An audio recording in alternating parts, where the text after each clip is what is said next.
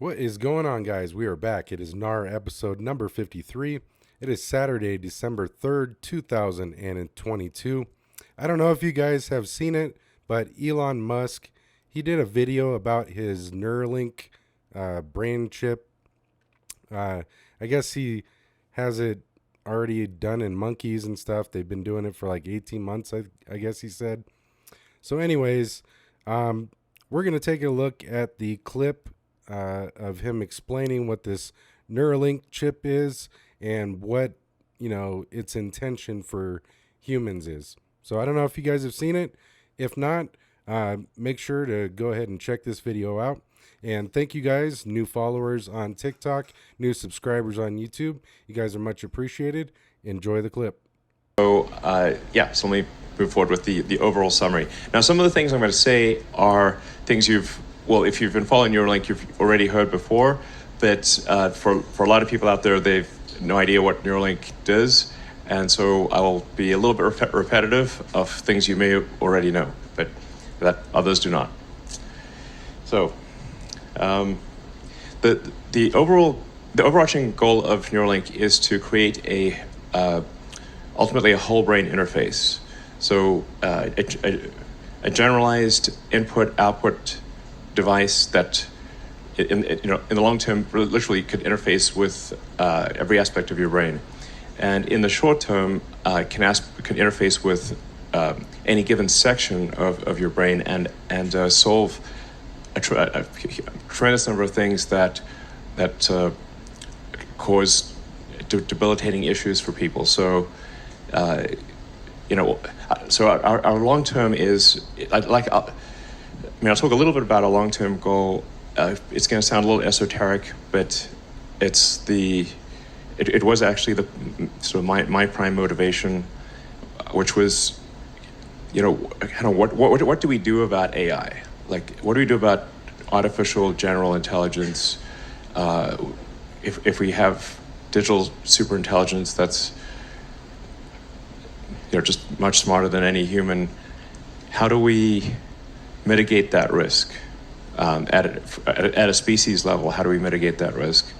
And then even in a benign scenario where the AI is very, very benevolent, then how do we even go along for the ride? How do we participate? And the conclusion, the thing that the biggest limitation in going along for the ride and in aligning AI, I think, is the bandwidth, the how quickly you can interact with the computer.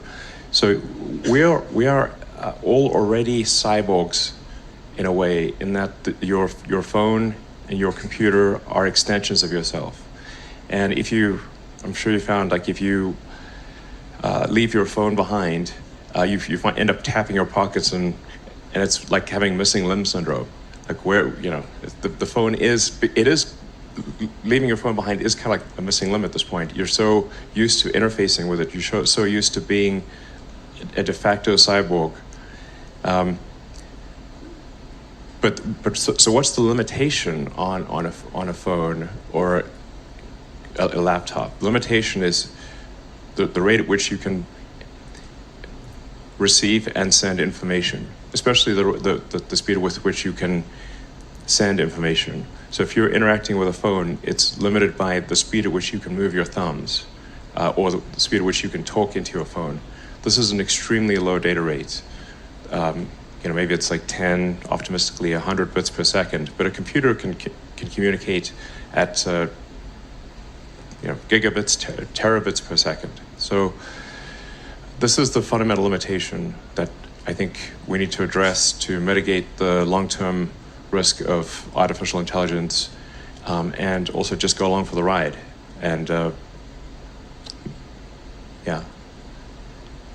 So, but like I said, that's an esoteric explanation that I think will appeal to a niche audience, some of whom may be here. And